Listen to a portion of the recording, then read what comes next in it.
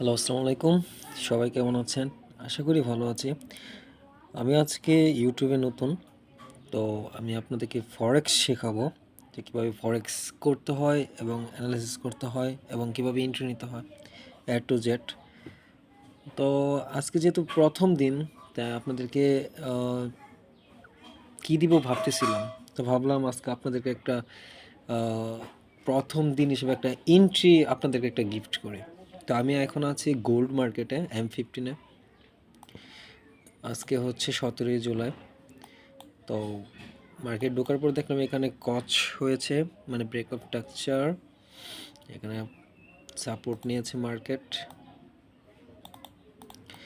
দেন এখানে একটা fair value gap পাওয়া গেছে এবং তখন থেকেই ভাবতেছিলাম একটা এন্ট্রি এখান থেকে নেওয়া যায়। তো আমরা কনফার্মেশনে যাব M1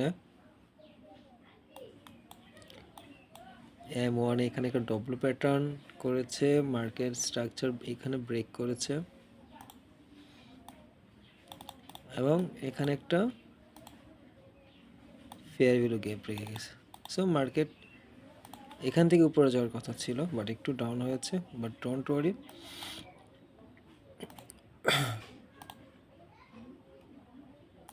মার্কেট এখান থেকে ইনশাল্লাহ, এটা হচ্ছে ফার্স্ট টিপি, এটা হচ্ছে সেকেন্ড টিপি, আর এটা হচ্ছে থার্ড টিপি,